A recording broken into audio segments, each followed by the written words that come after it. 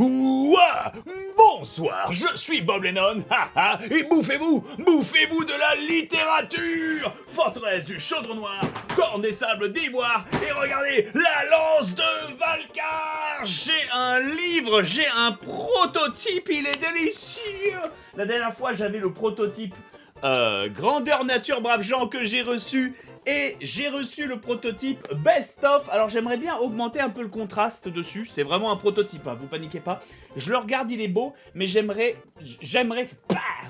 que, vous pouvez l'interpréter de deux manières, hein, j'aimerais que mon livre me pète plus à la gueule ou me fasse plus de facial, hein, c'est au choix, hein, c'est selon les goûts. Mais dans tous les cas, bonjour et bienvenue dans cette petite vidéo FAQ, juste avant la fin de la campagne. Il vous reste en effet une semaine, vous aussi, pour précommander la lance de Valcar en cliquant sur le lien KissKissBankBank juste en dessous pour obtenir des goodies absolument incroyables, des cartes, des boucles de ceinture, des bouquins, le jouet du pyro barbare et son fessier musculeux, ainsi que la figurine statuette de 30 cm, donc elle arrive là, hein.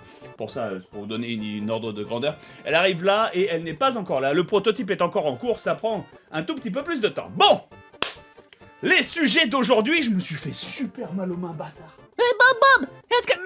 Non, aujourd'hui, pas de questions, aucune question ne sera tolérée, nous ne voulons que des réponses.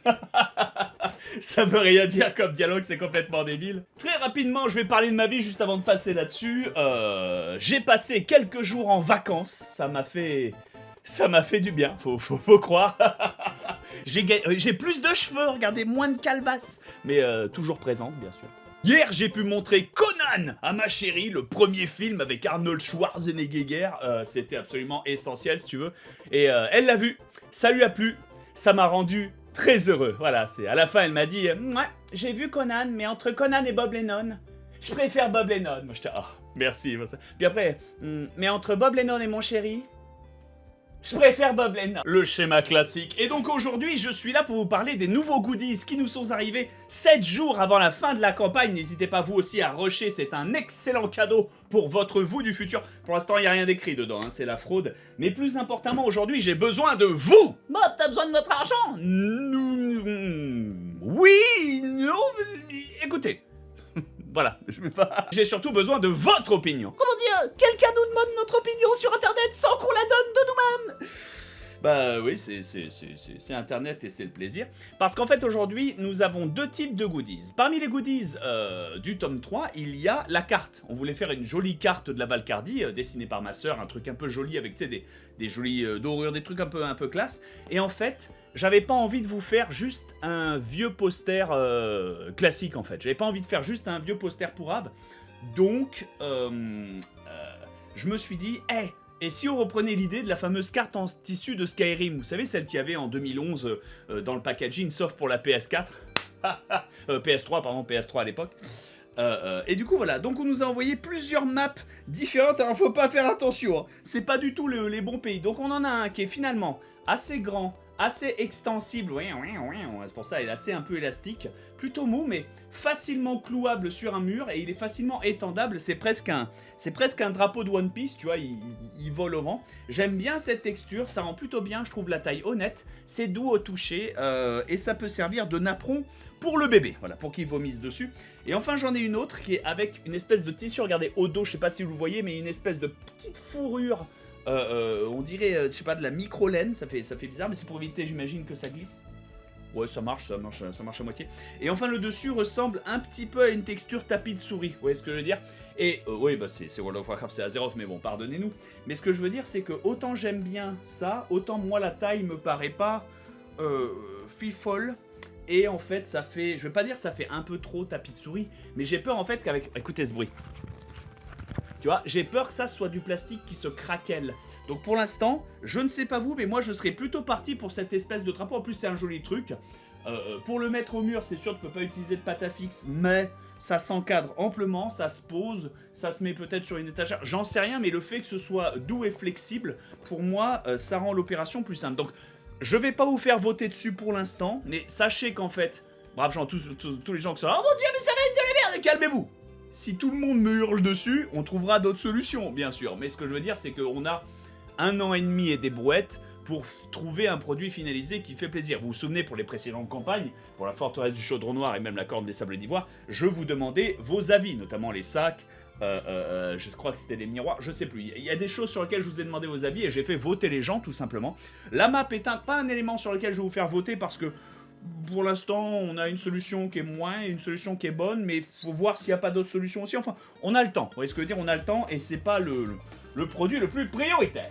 Le produit le plus prioritaire aujourd'hui, vous l'avez deviné, vous l'avez patienté, vous l'avez voulu. J'ai mis mes lunettes dans un verre, c'est pas grave. Vous l'avez voulu.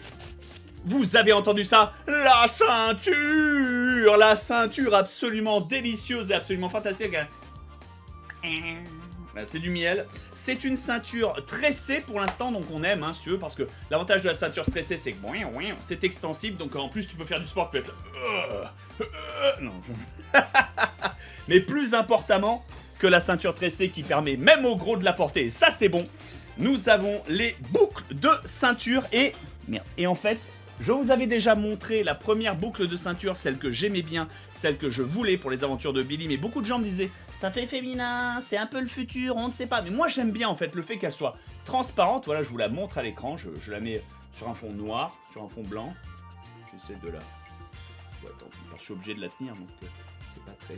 Voilà, sur le fond noir de mon canapé, j'aime beaucoup la gueule qu'elle a. Personnellement, moi je trouve que c'est vraiment la boucle de ceinture du futur. Si tu la mets sur le tissu, ça ressemble un peu à ça. Vous voyez ce que je veux dire? Et je trouve que, personnellement, je trouve qu'elle a un style. Voilà, cette espèce de triskel, ça fait penser au logo. Moi, j'aime beaucoup. Mais, une alternative est arrivée. Enter, tu vois, le contre-pouvoir qui arrive ou autre. Nous avons cette boucle de ceinture qui n'est pas creuse comme l'autre. Excusez-moi, je vais essayer de la tenir correctement. Allez, s'il te plaît, Pierrot. Merci, très bien. Cette boucle de ceinture qui est arrivée et vous pouvez voir que voilà, le symbole est un peu plus orné, la couleur est légèrement différente. Le grand avantage, c'est que celle-ci est pleine, donc au milieu d'une ceinture... en fait, pourquoi je ne les mets pas? Excusez-moi, je ne coupe rien, hein.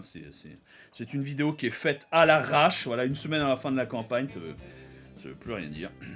Voilà ce que ça donne en comparatif, je vous montre en comparatif de ceinture. Voilà les gueules que ça donne au niveau des boucles.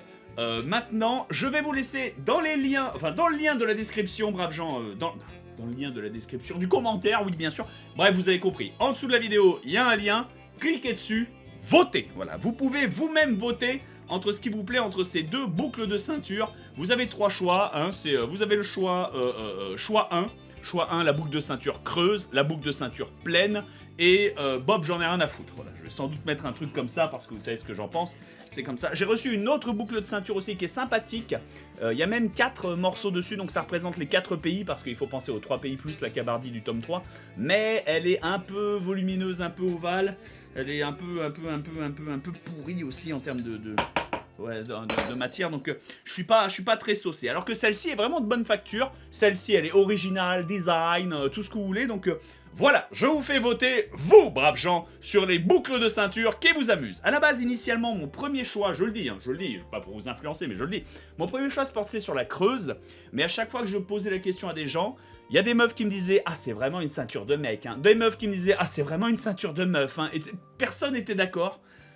Lorsque j'ai demandé à Link Digital Spirit, c'est-à-dire à la boîte d'édition, de faire un poll parmi tous les employés ici présents, il y a eu genre un truc comme 12 réponses. 6 pour la creuse, 6 pour la pleine, tu vois, enfin bref, il n'y a aucun moyen de savoir. Donc brave gens, votez, et puis le cas échéant, je ferai ça au pile ou face. Voilà, ça règle cette question, au moins, on peut avancer sur les projets. Putain, qu'est-ce que j'ai chaud. Voilà, quoi d'autre? Ça fait un super gif, ça. Quoi d'autre? Oui, au sujet des écussons. Voilà, beaucoup avaient posé la question sur Twitter. Mais Bob, et les écussons de la seconde campagne, ceux que t'avais promis à la première campagne, mais que t'as rattrapé à la seconde parce que vous nous aviez menti. Pas du tout. Les écussons, on les a oubliés pour la campagne 3, je le dis, hein, je l'annonce. Hein, lorsque il y a eu la première FAQ au début de la campagne, quelqu'un a dit « Et les écussons ?» Bon, moi j'étais là. Ah, j'ai oublié les écussons.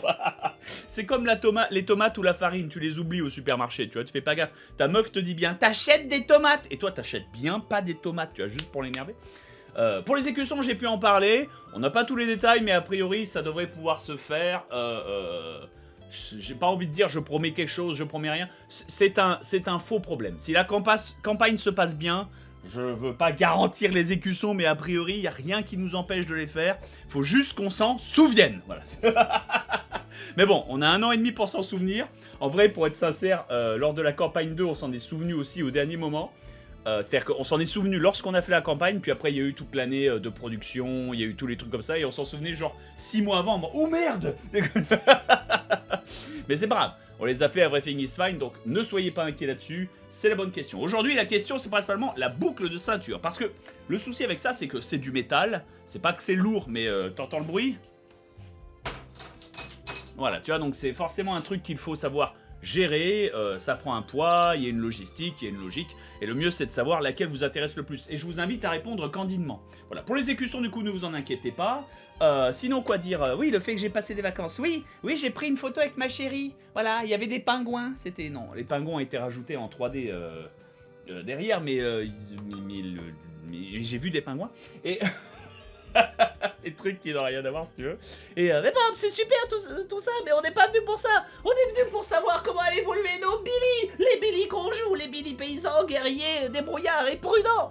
Eh ben, sans aucun problème. En tout cas, merci d'avoir regardé cette petite update sur le reste, ma vie et tout ceci. N'hésitez pas, encore 1 semaine pour le reste de la campagne, ou les jours qui diffèrent en fait, c'est selon le jour où la vidéo sort, mais vous m'avez compris, bref, démerdez-vous. Et dans tous les cas, c'est parti, les Billy, leurs évolutions dans le gameplay, let's go! Juste un tout petit peu de contexte pour ceux qui regarderaient cette vidéo pour la première fois et seraient là, oh Bob Lennon, il a l'air pété dans sa tête, et qui sont pas au courant de ce qui se passe. Billy, c'est le nom du protagoniste du livre, voilà, vous êtes Billy, tu vois, c'est marqué en bas à gauche, enfin, en bas à droite pour vous, ouais, voilà. Dans tous les cas, voilà, vous êtes Billy, c'est vous, quoi. Et les 4 caractères que vous pouvez jouer dans l'aventure, allons-y. Billy guerrier. En ce Billy coule le sang de Pépé Citrouille, plus connu sous le nom d'Uther la dent dure, Uther le sanguinaire, Uther l'invincible. Un sang qui ne bout que sous la colère et ne chante que dans la gloire. Le Billy guerrier, déjà pétri de frustration et de rage, comprend désormais que seul le conflit forge les hommes. Et si le conflit est inévitable, pourquoi l'attendre? Ainsi, le Billy guerrier devient le Billy belliciste. En plus d'infliger déjà un dégât supplémentaire, il devient désormais capable d'achever son adversaire lors du dernier tour d'un combat et de potentiellement ignorer les malus dus au surplus d'ennemis. Le Billy belliciste a enfin compris que la violence n'était pas la réponse. Non, la guerre est la question. Et la réponse est toujours oui!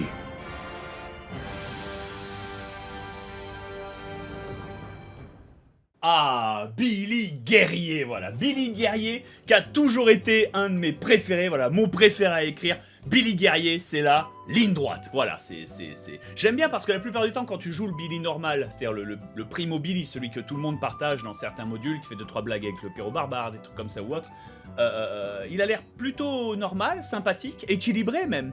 C'est juste que dès que vous avez un truc qui dit, si vous jouez le Billy guerrier, allez en 11, voilà, ou en 211 ou un truc comme ça.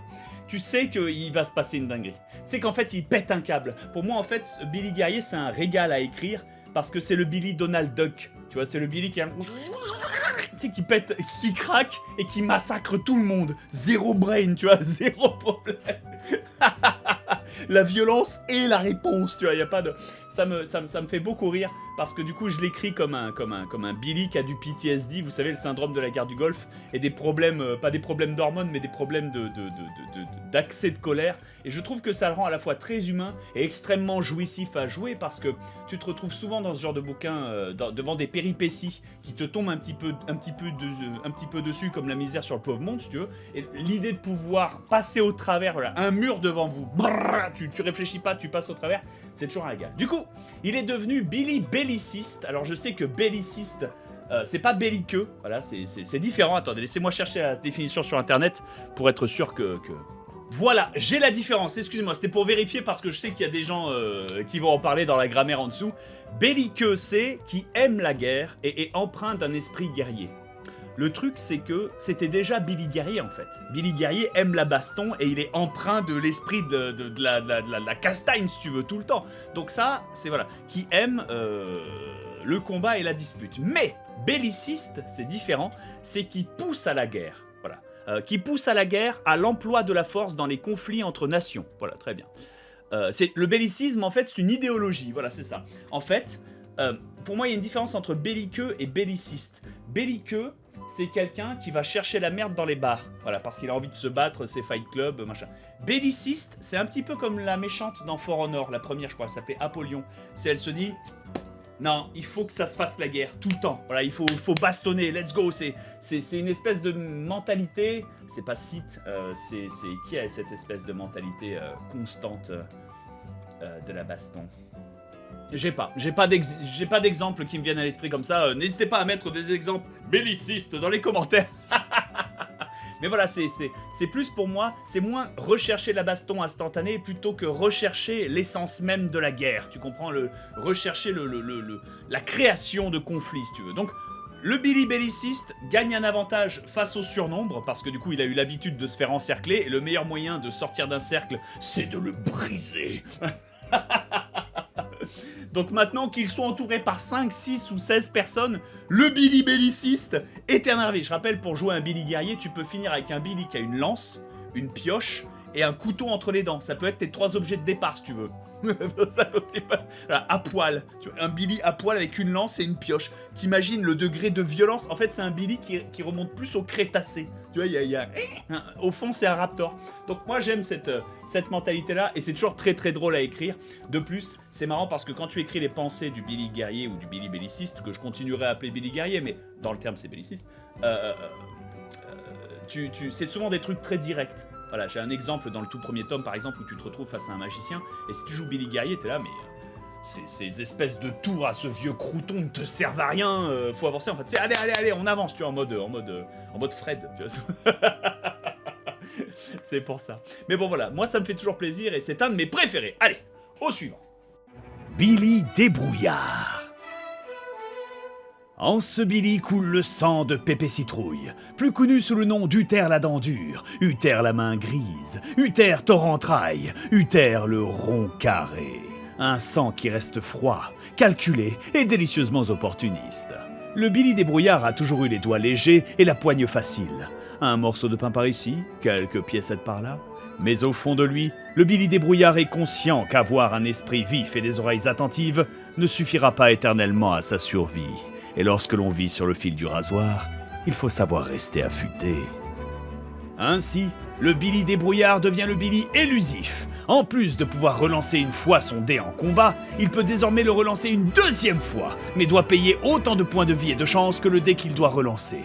Le Billy élusif a enfin compris l'essence d'un travail net et sans bavure. Après tout, pourquoi se fatiguer à esquiver la lame d'une cible quand il suffit de ne plus être là quand elle s'apprête à vous frapper ?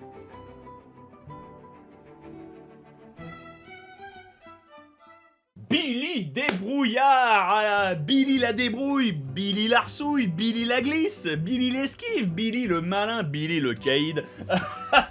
Billy Débrouillard est un de ceux qui a été le plus joué, voilà, c'est un de mes préférés aussi, c'est mon préféré. À écrire, c'est un régal. Les joueurs sont ceux qui ont le plus joué le Billy Débrouillard parce qu'en fait, il faut prendre un objet de chaque catégorie lors de la création de personnages.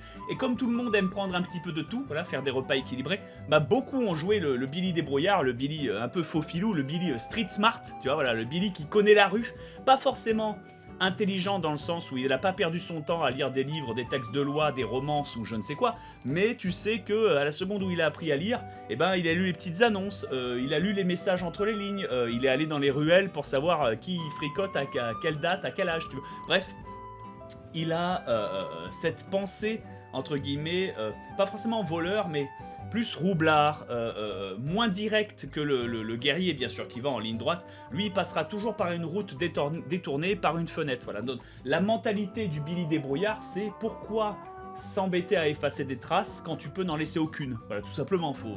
Et c'est pour ça, d'ailleurs, qu'il a son évolution en Billy élusif. Alors, élusif, pour ceux qui ne savent pas, on les recherche.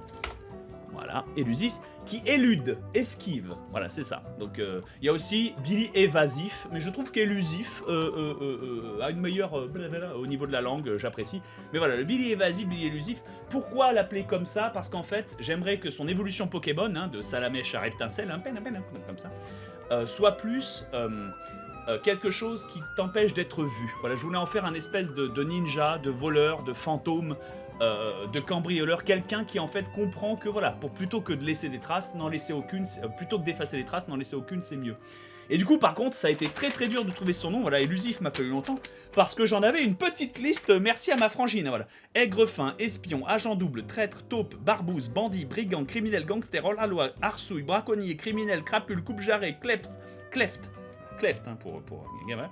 Chapardeur, fripouille, margoulin, dévaliseur, tire-laine, roublard, malandrin, renard, dégourdi, combinard, ingénieux, astucieux. Billy astucieux, à la base, c'était le nom que je voulais lui donner, mais astucieux, ça me plaisait pas, parce que ça aurait été comme dire Billy chanceux pour le Billy prudent. J'essaie de mettre plutôt un trait de caractère, plutôt que une méthodologie de vie. Vous voyez ce que je veux dire, c'est pour ça. Bref, habile, dégourdi, pickpocket, espion, aigrefin, je crois qu'on l'avait déjà mis, bandit, pillard, maraudeur, fraudeur, escroc, filou et forban. Voilà.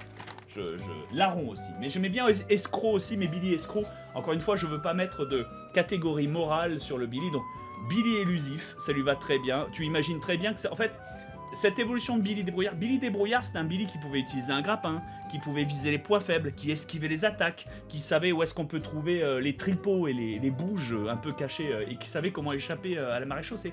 Billy élusif, c'est le Billy qui peut parler à un mec, et ce mec lui dit « Très bien, j'ai entendu. » Et donc la prochaine fois, on se fait...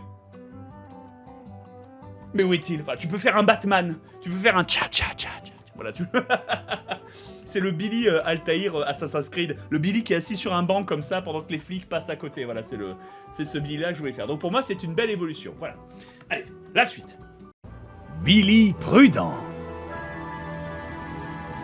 En ce Billy coule le sang de Pépé Citrouille, plus connu sous le nom d'Uther la dent dure, empereur Uther IX et Uther le respirant.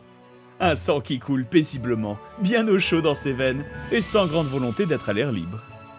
Le Billy prudent a toujours été un Billy chanceux, pétri de pacifisme et de méthodes alambiquées pour éviter les horreurs d'un conflit ouvert. Pour ce Billy, la civilisation est l'une des plus grandes réussites de l'humanité et de l'intelligence. Alors pourquoi ne pas apprendre à s'en servir pour trouver une solution heureuse?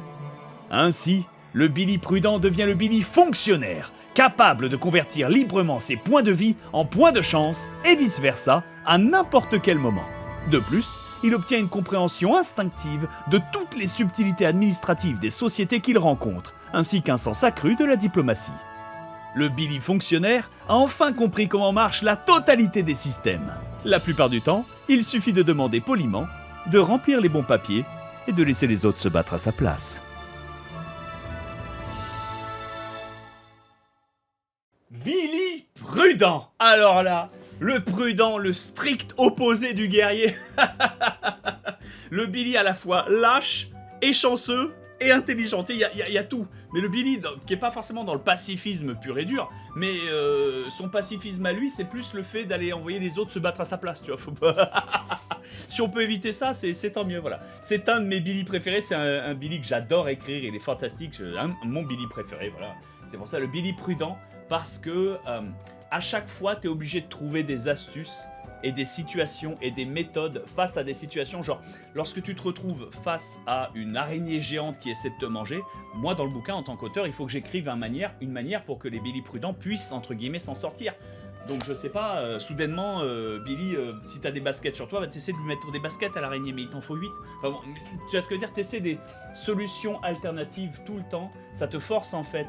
Moi, en tant qu'auteur, mais ça te force en fait à trouver des méthodes intelligentes, secondaires, parfois un peu cartoon. Mais voilà, c'est un Billy que j'aime bien écrire parce que je l'écris plus lettré. D'habitude, le Billy, le primo Billy, c'est-à-dire celui que tu joues le reste du livre lorsque tu n'es pas dans ses chapitres à lui, a un langage plutôt normal. Mais lorsque tu es en mode Billy prudent, t'as la diplomatie qui s'active, il est en mode soutenu. Tu vois, c'est la différence entre toi qui parles à tes potes et toi qui parles au père de ta nouvelle petite copine. Tu sais, celui qui fait de la boxe et qui fait 3 fois ton poids. Voilà, il y a un... tu sais, il y a un différentiel qui se... Là, tu commences ta phrase par monsieur, tu vois. Il y a ça, donc j'aime bien ce Billy Prudent, c'est toujours un régal. Malheureusement, il est absolument pas fait pour la baston, mais à chaque fois, je fais en sorte d'écrire les bouquins pour que tu puisses les faire sans faire aucun combat, sauf peut-être celui de fin, mais ils sont toujours configurés pour que tu puisses t'en sortir d'une manière ou d'une autre.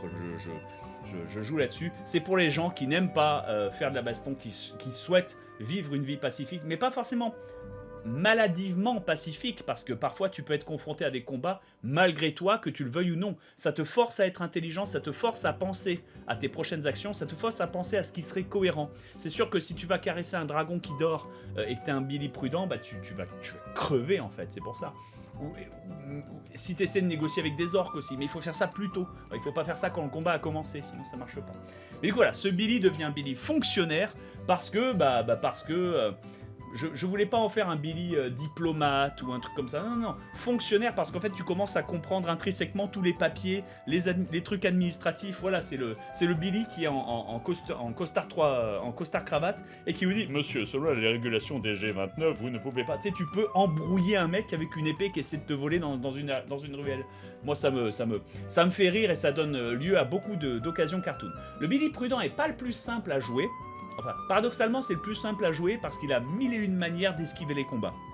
Mais si tu veux faire une run parfaite avec un Billy Prudent ou un Billy fonctionnaire, il faut en fait pas que tu planifies ta run, mais il faut que tu réfléchisses sincèrement à qu'est-ce qui serait le plus intelligent à parcourir. L'arrière-ruelle remplie de brigands ou la ruelle remplie de flics alors que t'es recherché, tu vois. Lesquels te donneront une chance de t'en sortir de manière dégourdie, tu vois, c'est pour ça. Mais bref, c'est toujours un régal et en plus, son interaction avec le pyro-barbare, qui lui est une brutasse, bien sûr, est toujours plaisant. Voilà, c'est un Billy que j'apprécie, mais voilà. Billy fonctionnaire. Allons-y. Billy paysan. En ce Billy coule le sang de Pépé Citrouille, connu aussi sous le nom d'Uther la dent dure, Uther l'ensemenceur, et parfois d'Uther allez vous faire voir. Un sang aussi profond et enraciné que le sang de la vigne. Le Billy paysan a toujours été une créature à part, dotée d'une constitution aussi ancestrale et inamovible que les montagnes qui soutiennent le monde. Élevé au milieu des animaux de la ferme, ce Billy ne communique que succinctement, préférant réparer des clôtures, cuisiner des bons petits plats ou participer aux récoltes. Cependant, à force d'efforts et d'abnégation, ses œuvres deviennent progressivement des chefs-d'œuvre, ses plats des festins et ses récoltes des cornes d'abondance. Ainsi, le Billy paysan devient le Billy ouvrier, désormais capable de transformer la matière en plus de la récolter. Son endurance hors du commun lui permet aussi d'ignorer toute forme de baisse de statistiques ou de malus donné pendant l'aventure, y compris sur les objets qu'il choisit au départ. Les mains de ce Billy ouvrier peuvent maintenant façonner le monde en plus de l'entretenir. Une responsabilité immense, certes, mais pas aussi large que ses solides épaules.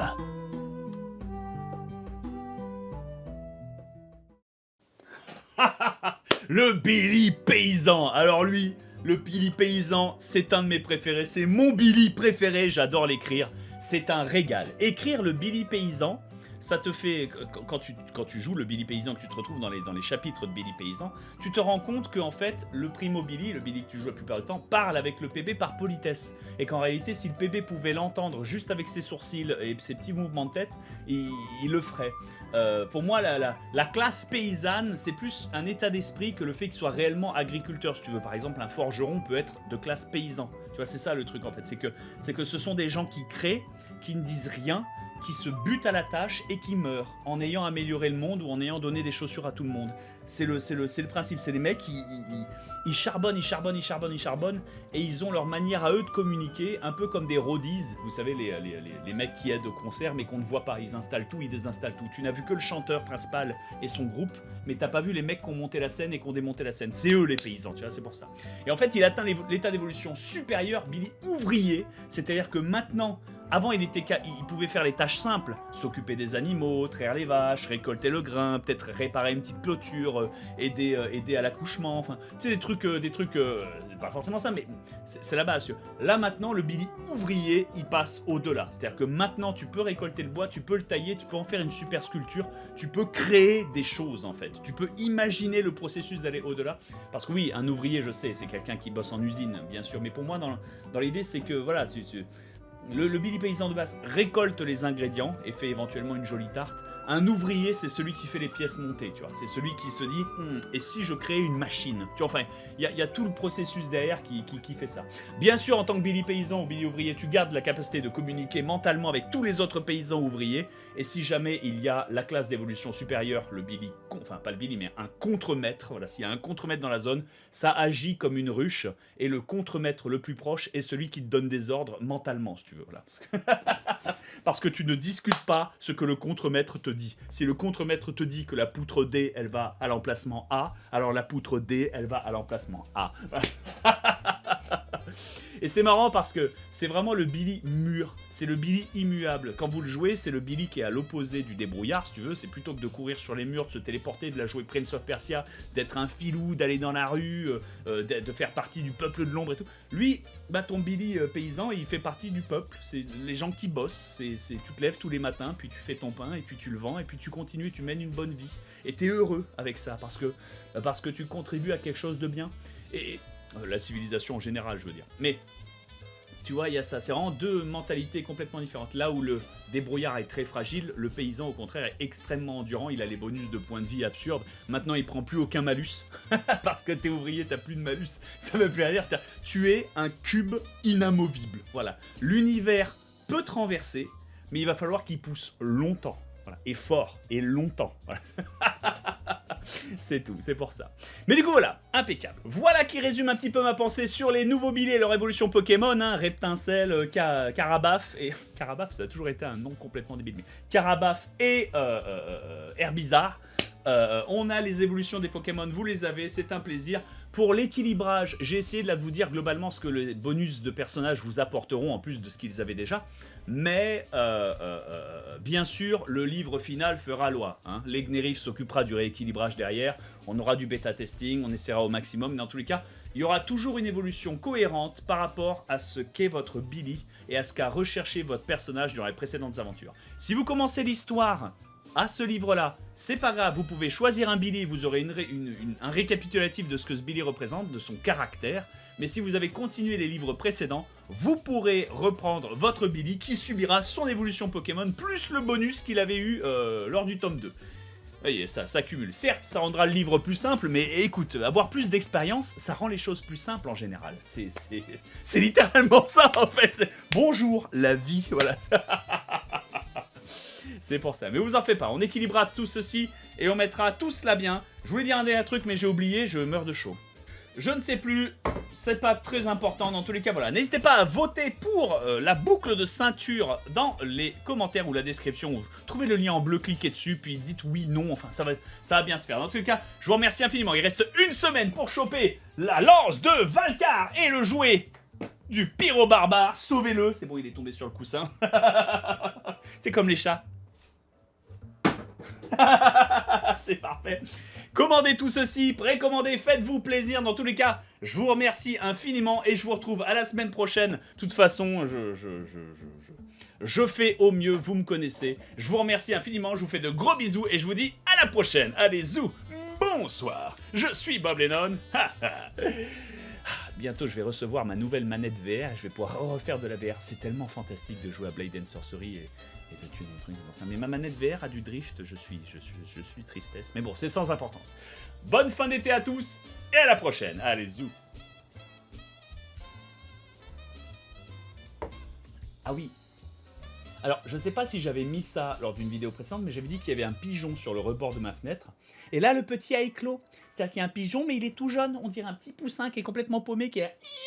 Il pige rien, si tu veux. Donc, dès que je m'approche de la fenêtre, la mère se paralyse. Mais le petit, il a... Oh, c'est quoi? C'est rouge, ça bouge. C'est une dinguerie. Mais c'est mignon. Je sais que je devrais pas mettre des pigeons au bord de ma fenêtre, mais c'est... Too cute. Too cute. Trop mignon.